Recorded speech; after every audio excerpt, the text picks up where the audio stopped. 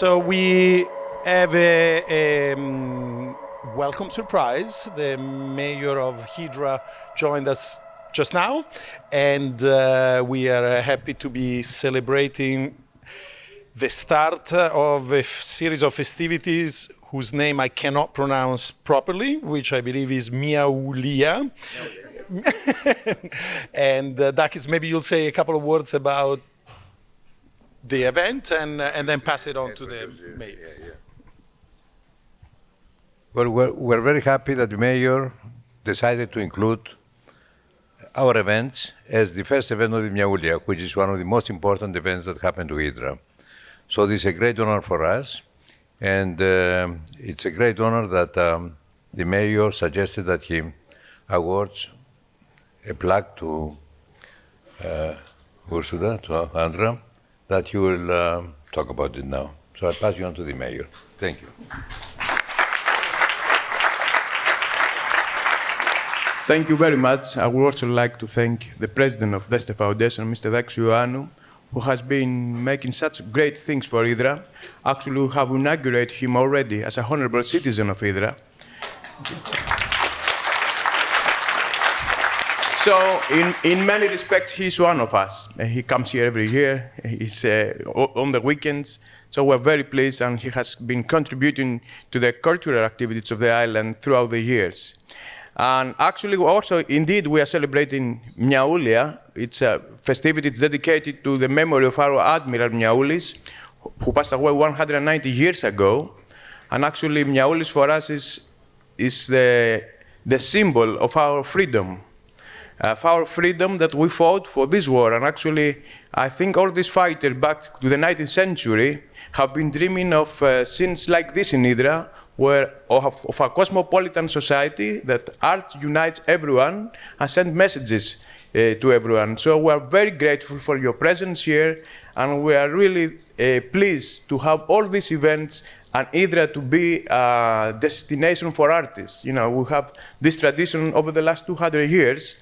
And even before the Greek War of Independence, artists used to come here, they used to paint Hydra, and they used to describe Hydra. So this is part of our culture, and you are part of our culture. So consider yourselves to be at home when you are here. So once again, congratulations for this wonderful exhibition that we experienced last night.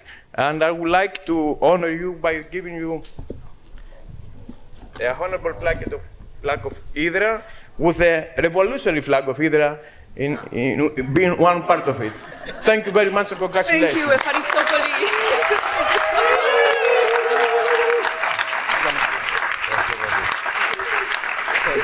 Thank you. And as Daki said earlier, next year we'll also have a Miaulia as the Festival of the Cats. It's spelled a little different, but we are taking care of 1,000 cats on the island. It's part of our duty, so we love animals too.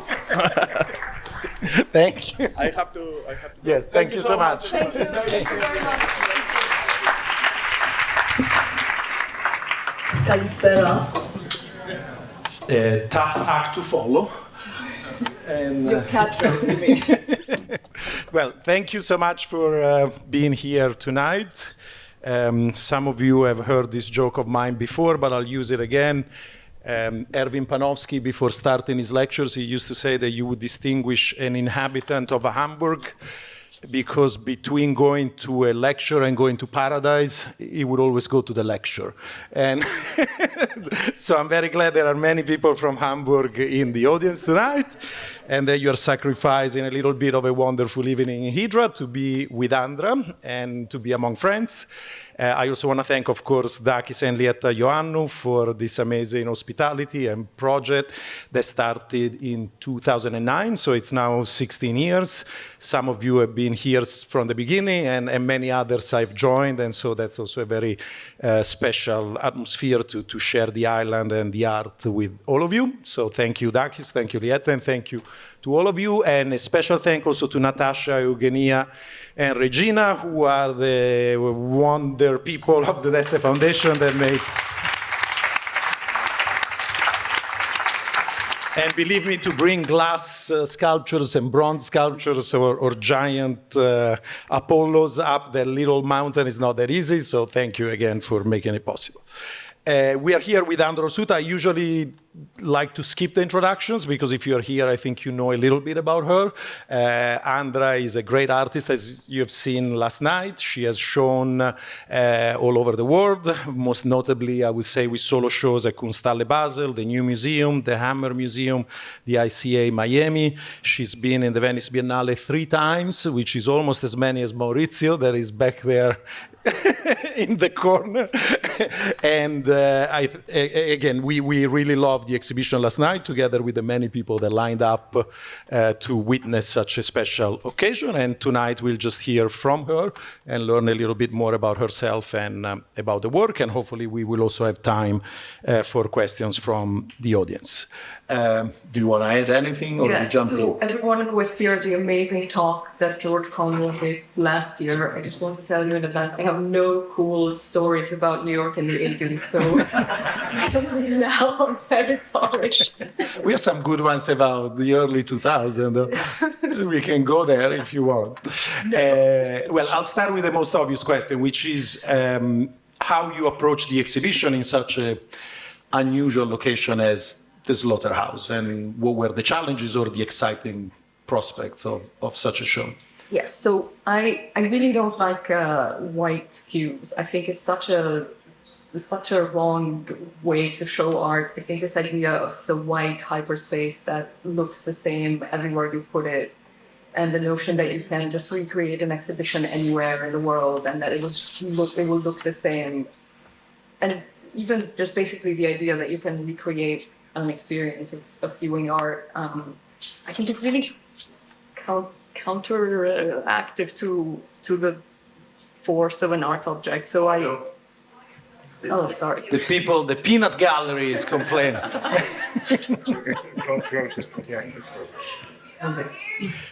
Sorry. I was saying sorry, thank you. I'm not a fan of white cubes. I think, I hope that in the future we will move on from this model of showing art. I think that specificity is such a more interesting way to do art exhibitions. And I also like the fact that if you miss a show, you will never have that experience again. You can, see it in photographs, but if you miss it, you miss it. I don't think that art is endlessly repeatable, and it's not like you can restage this sublime sort of moment over and over again. So I was very excited to put a show in this particular space. I also happen to love slaughterhouses because I grew up in Romania. That's true, I had forgotten. Which is only known for its slaughterhouse. And actually, the first word I ever said was not mother, but meat. So it feels like a homecoming. Well, that's a good start. How is it is this your first show in Greece, I would also assume? Yes. I've danced on many tables when I was younger, but I don't But there is obviously for any artist showing here, and particularly for somebody that works in sculpture like you, showing here comes with a lot of material that in a way enriches and burdens the presentation of your work. I don't know if there was something you thought about as you were approaching the show. Is there something you want to mess with? Is it something that comes with a different sense of responsibility than showing, say, in Switzerland or New York? Did you have any thought about it as you work on the show? Definitely. I think so much of our ideas about what our visual art should be and the qualities of it are the foundations of them have been laid in classical Greece, and that includes all the misunderstandings that art historians like Winkelmann promoted later on. So I think it's an unavoidable sort of legacy that you cannot help but address. there is for me an extra sort of baggage on top of that, having been born in the Balkans. There is also this legacy that I kind of try to avoid for most of my life, trying to become an American, and here we are. So yeah, I was thinking a lot, actually the choice to make these bronze works, which I have, bronze is not a material I've really used before. It was directly informed by the fact that I was looking at a lot of ancient Greek sculpture. I was reading a lot about how ancient Greek sculpture was made. And all that was sort of opened up by Dakis's invitation to show here. So do you have a specific Greek bronze sculpture that you're fond of? I don't have a particular one. I also, but I'm really fascinated by the process of casting. I mean, as much as we know about it, because there are many unknowns, I think that there's still a lot of questions about what kind of furnaces they used and how they were set up and so on. But the thing that really spoke to me is the fact that I think these sculptures were actually assemblages. They were not these perfect forms that were only made once. It was a much more vernacular sort of way of making objects. And if a sculpture was very popular, then they would just remake it over and over again, and other people would copy it. In the lifetime of the sculptor who made the first one. I loved reading that an ancient sculptor's studio would have all these molds of different body parts, like a lower leg or an arm or a lip or an eye socket, and then they would recycle them and use them in other sculptures. And I never thought of ancient Greek bronzes as assemblages, but essentially it seems like that's what they were. That there's a wonderful drinking vessel, which is in Berlin at the moment, which is the only depiction, as far as I know, of a bronze foundry in ancient Greece. And there's a wonderful sculpture that's being put together on the vessel. It's a nasty, but it's clearly reclining because it's not ready to stand up, and the worker is attaching its hand. Its head is severed, and it's at the feet of the figure. And I think when the vessel was first discovered in an etruscan tomb, they thought that it depicted a cannibal feast. So all the making of, the story of what it means to make an object out of bronze, as informed by this history, is something that I'm just fascinated by. And these specific bronzes, is it the very first time that you make? They look obviously quite historical or even archaeological, but when looked at closely, one discovers, for example, a bike helmet. Now, I don't know if I'm ruining it for the public, but a bike helmet in what is a sort of shield with the snakes, or you were saying that the lace work in one of the thrones is nothing but the cardboard packaging of an air conditioning unit, and what I thought was a urn or actually a horseshoe device. I don't remember where that comes from. So how did you go about creating these objects, and do you try to create the illusion of this antiquity, or? No, I think originally the impulse to create these kinds of objects comes from an impulse that probably we all have. I think that, our brains sort of make up a story about what our bodies are doing, and by extension, I think the sculptures I make are sort of the story of a random collection of objects that I encounter, this body encounters on a daily basis. So I'm not a hoarder in real life, but in my studio I am. And I sometimes keep pieces of interesting trash for years, thinking that maybe one day they will turn into a sculpture. So I lived in New York for about 25 years, and I recently decided, 2 years ago, I decided that it was time to leave.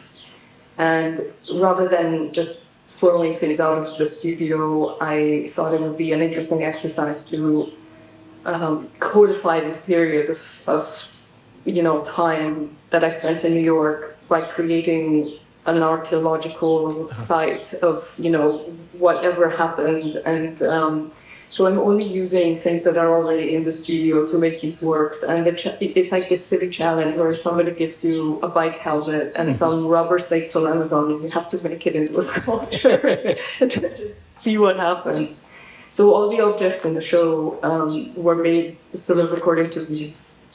So in a way, it's your personal archaeology more than Yeah, but of course the challenge is to make it, comprehensible to other people, because I don't really believe in very autobiographical art. That yeah. And the scaffolding system on which they're shown, is that something that was inspired by Hydra itself? They are found in Hydra, those... Yes, it was inspired by archaeological sites such as Pompeii, more notoriously, because they have so much material there. And even though it's all incredible, there's simply not enough space inside the museum to put it all in a display case. So they just kind of shove it in these vitrines.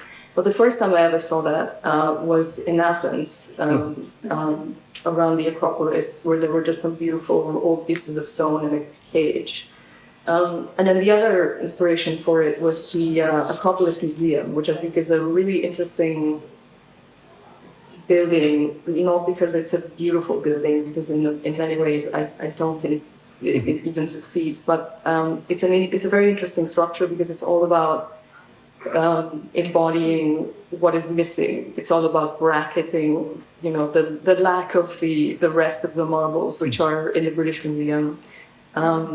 So I was thinking about what that means in terms of placing objects within this context where it's not immediately clear whether they're valuable or important or understood. They're just a collection of stuff. Mm-hmm. If you put them on a piece of scaffolding, it implies a sort of modesty or maybe uncertainty that you don't see in the British Museum, mm-hmm. where how something is placed immediately telegraphs a lot about the object importance. Mm-hmm. Do you have objects of particular affection in your life? No, actually, as soon as I make something, I never want to see it. It's a relief, because I think one of the overwhelming things in daily life is just the amount of stuff that we have to live with and that we all buy on Amazon, mm-hmm. and then there's just all this trash that you have to sort of deal with, and I find that really oppressive. So even though, in a perfect world, I would like to make art about something completely different, because I live in this world, I end up making art from trash because I don't know what else to do with the trash. Well, how is the process with the glass sculptures? Is that very different? Those are, maybe you can explain also a little bit, are those also produced by casting actual objects, or they are... It's a combination. So again, there are assemblages partially made with found objects, then there are things I make by hand. Whatever the original assemblage is, at some point gets 3D scanned, and then it gets digitally sculpted by someone else, just according to my instructions. Then the scan is cut into sections, the sections are printed, and there's a mold made of each section, and then it turns into this very traditional process that is very similar to lost wax casting that you would do for bronze. So there's a wax, and then there's another mold that you pour molten glass into. But in the beginning, there is this sort of initial mess, which is very analog and handmade, and then all that is erased when you digitize the information, and then you sort of take another step back by doing the lost wax casting portion of the process, which again introduces an analog. So there's this sort of erasure and negation of both techniques, and you're left with this object that bears all these traces. And again, I feel like it's not always very clear, where it resides in relation to real objects and real life, and also real art, because they're definitely sculptures, but they're also just very common objects. All the glass sculptures are actually bottles, which you could technically use and put alcohol in them. So I wanted to also undercut them in this way. How, because we have Jeff Koons here, I inevitably have to think of his series Luxury and Degradation, where, you know, the train and some objects contain alcohol. Have you shown the glass sculptures with specific alcohol in it? Is that part of the... Is there any alcohol in... There is no alcohol in the metal. There's some alcohol stains, which I thought was enough. But I've been working on this body of work since about 2018, and the very first iteration of them was shown in Venice in 2019, and all the works had a little bit of alcohol inside. Mm-hmm. And where did that come from? Was the inspiration really specific bottles, or how did you come up with this idea of the vessel as a... It was more... as a woman, I don't like my work to be connected to vessels. Well, in this case, we are talking bottles. I think this group of works came out of reaching my 40s and starting to feel like maybe for the first time the glass is not half full but half empty. So I made all these, you know, it's like I know I'll never be an astronaut, and I mourned that. And I think when you're younger, you still live with this idea that anything can happen in your life, and it's true. But once you've chosen certain paths in your life, other options just disappear. Mm-hmm. And as you, I think, I don't know, but it seems like as you get older, those decisions just narrow you in these ways. So the bottles came out of this. I just really wanted to show. I just really wanted to sort of create these characters that were embodying this very tragic idea, but in a very silly way. That's why there's a mummy which kind of is committing suicide very redundantly. And she's half drunk, she's half empty. All the other figures in this series, I think, have a similar. They're all engaged in these self-destructive acts, which appear as attempts at, you know, wellness and self-improvement, but in the end, they're all about the impossibility of that. Well, I was not going to ask this question, but I was asked to ask this question, and you mentioned the vessel. You know, either because of biographical notes or because your work does evoke it, some people, maybe myself included, see your work also in a tradition of feminist art, whatever that means. And I'm curious if you, or even more, perhaps more interestingly, the way you engage with the archaeology and perhaps a kind of fictional archaeology can be read in relationship to you know, scholars like Gimbutas, of whom we spoke in the past, and a kind of research and rediscovery of the past from, let's say, a feminist or a gynocentric tradition. Do you have any feeling about it? Is it simply...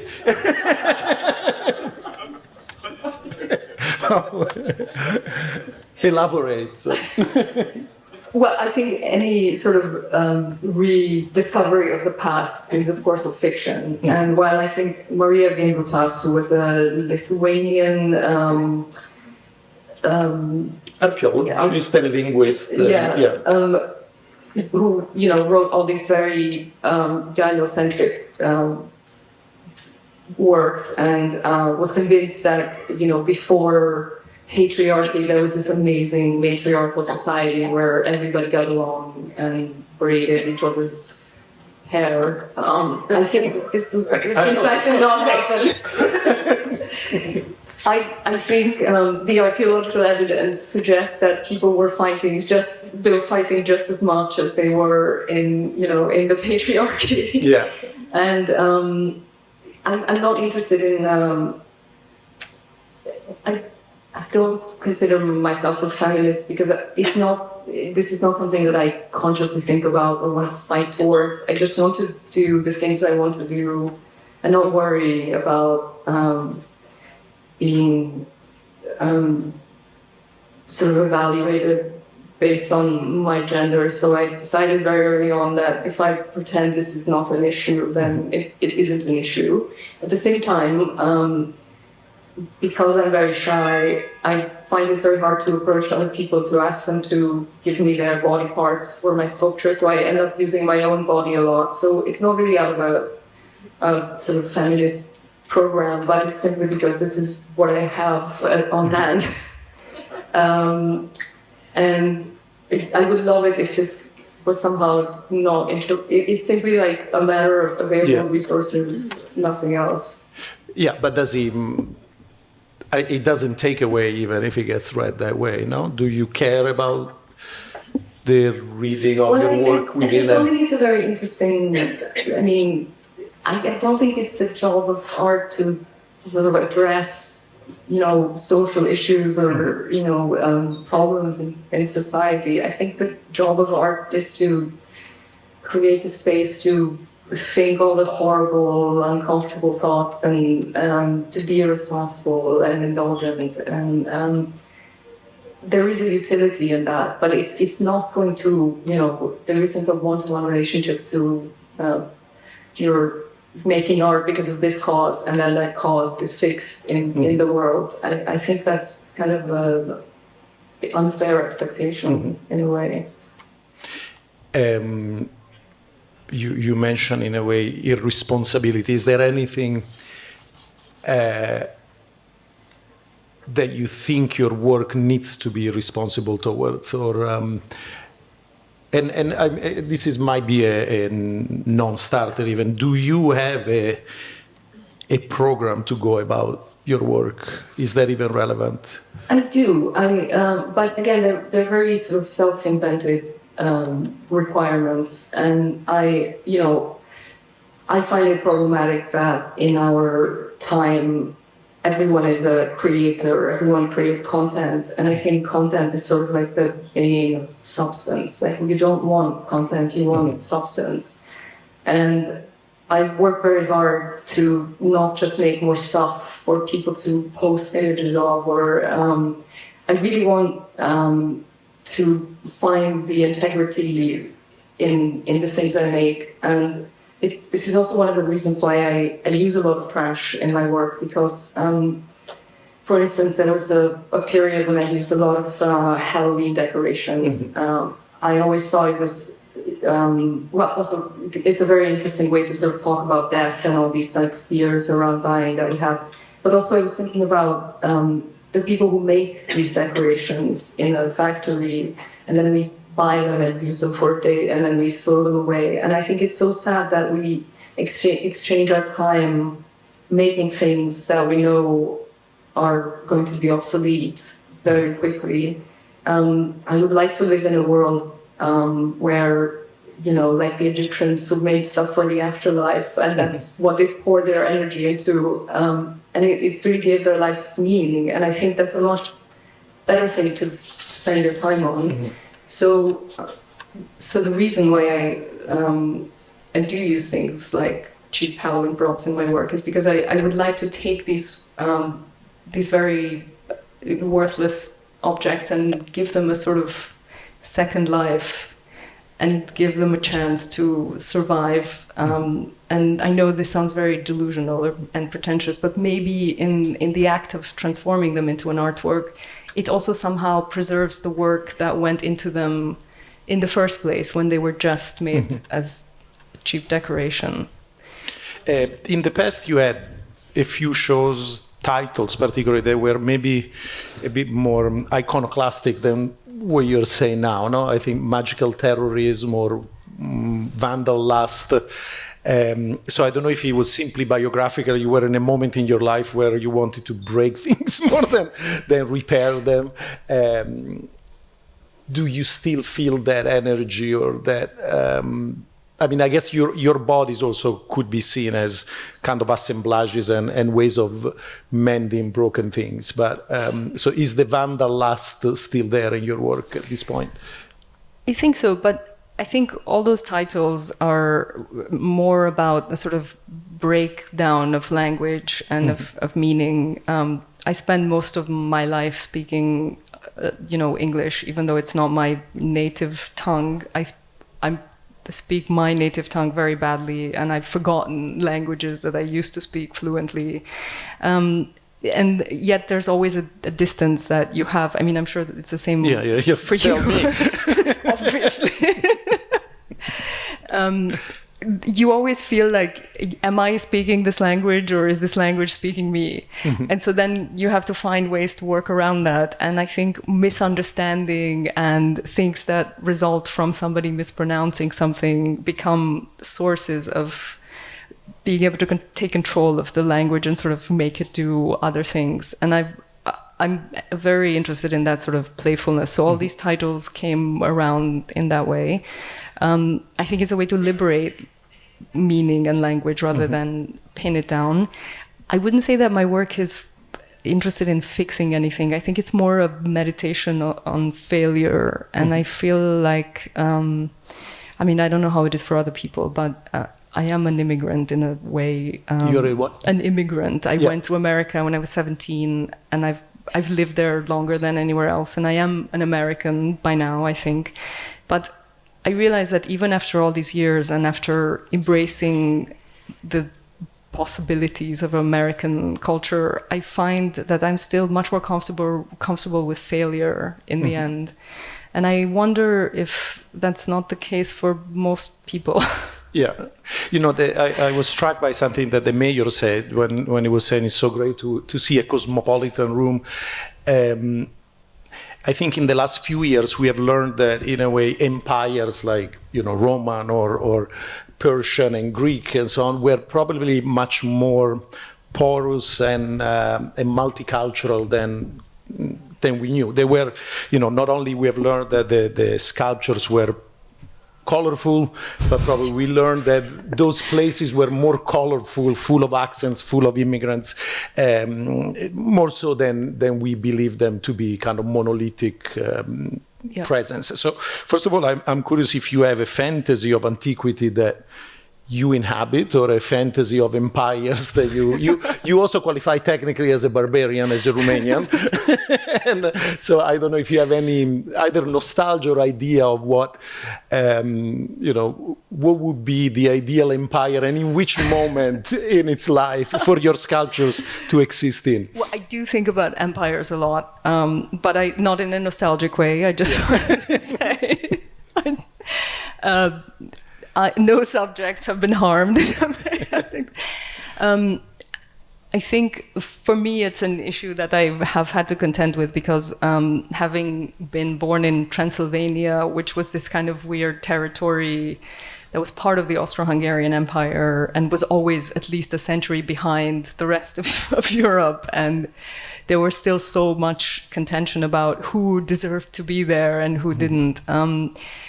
It made me realize that there are a lot of problems in Europe that stem from its own imperial past in Europe, which have never really been addressed because then they did so much worse elsewhere. I do not fantasize about former empires. I'm interested in their fall. Do you fantasize about certain falls? I mean, your work is so much also about, in a way, a fall of empire. No? Yeah. Well, I'm interested in the stuff that comes after the fall of an empire. I think that there's probably very exciting trash that's left behind. Well, now that you find yourself, I didn't mention it earlier, but one of your upcoming project in a couple of years is the fourth plinth in Trafalgar Square, talking about empire. So how did you go about that project? And well, part of me is still like, what were they thinking? Like, do they really?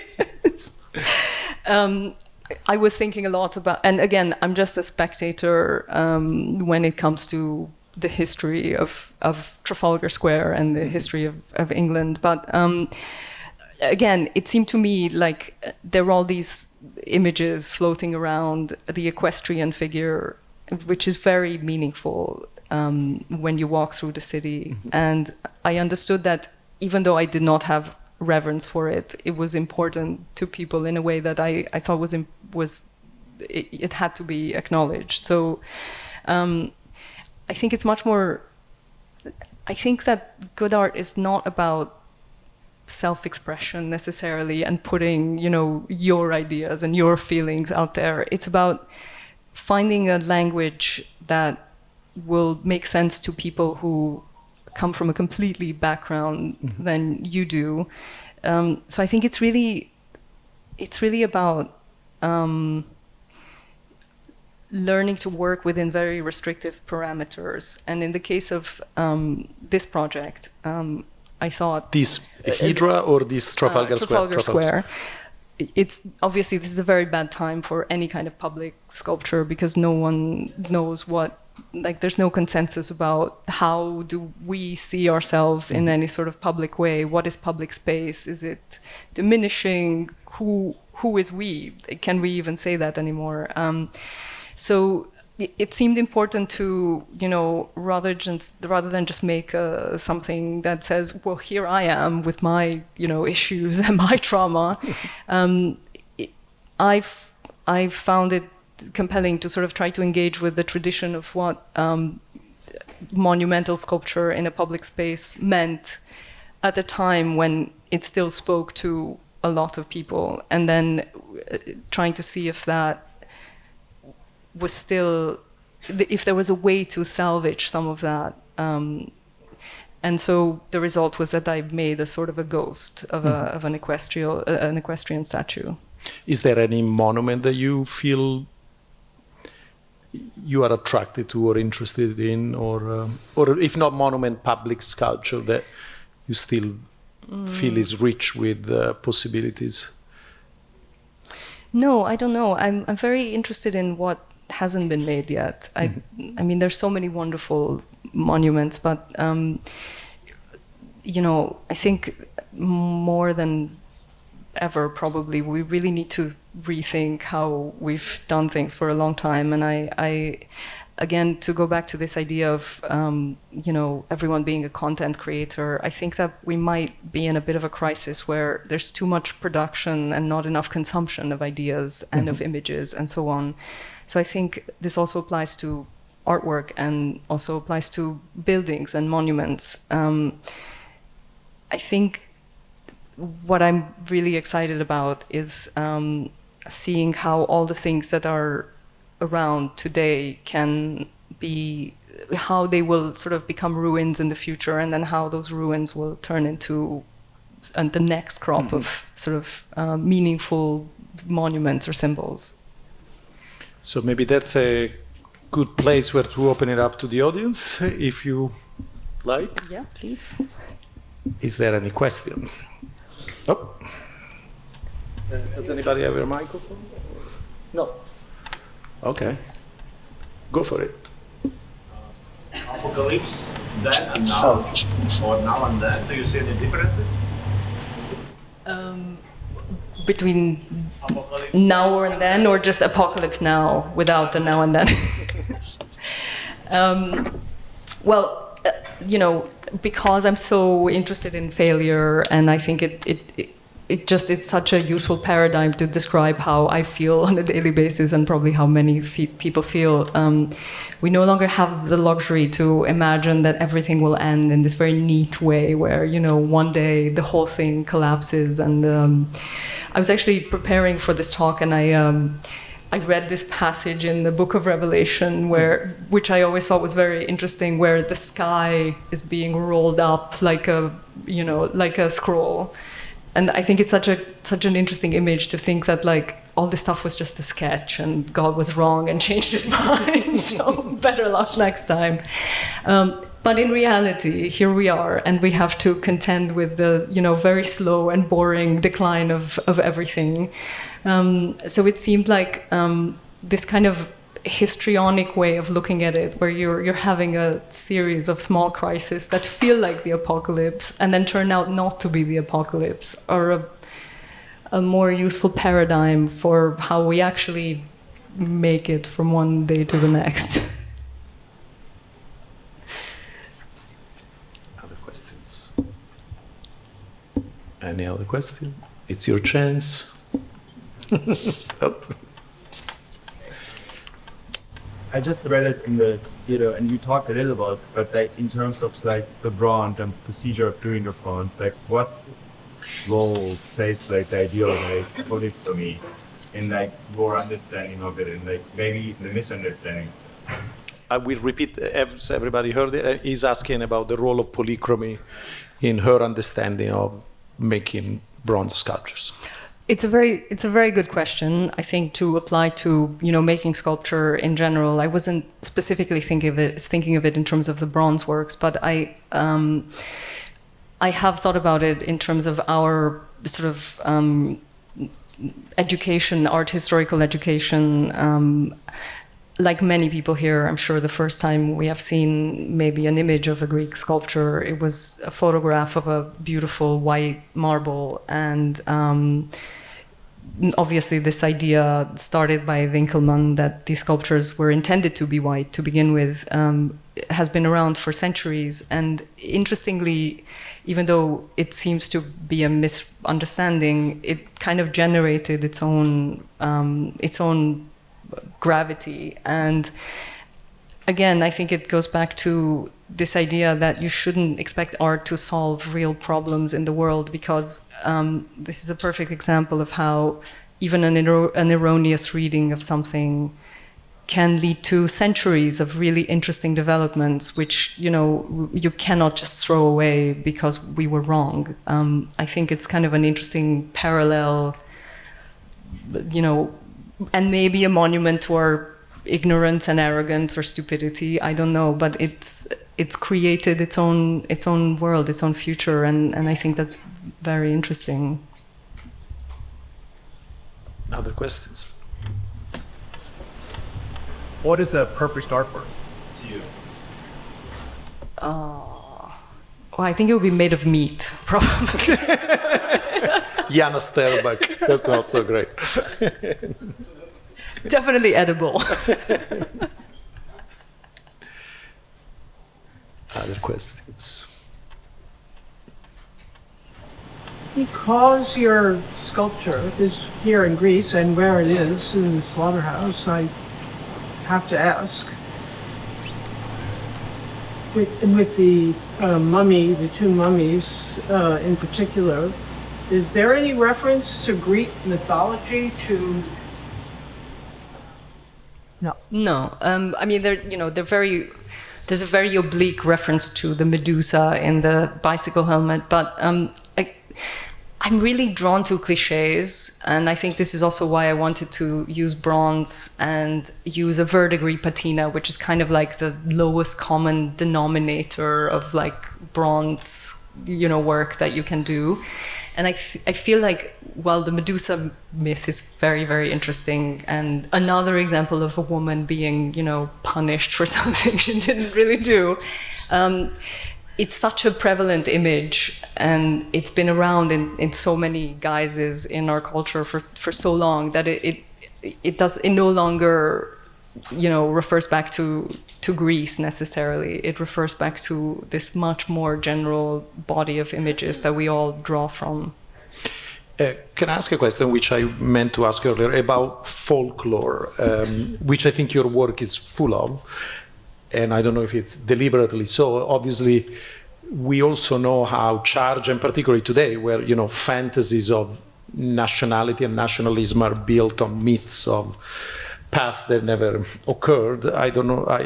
I'm curious if that is something you think about as you make that type of work, the way in which certain timeless, a kind of Lord of the Rings history is used to create ideas of superiority or of ethnic purity. I mean, again, coming from the Balkans, a lot of history was used and is used to literally genocidal ends. So I don't know if that's something that crosses your mind when you make a fake shield or a skeleton that is a urinal or...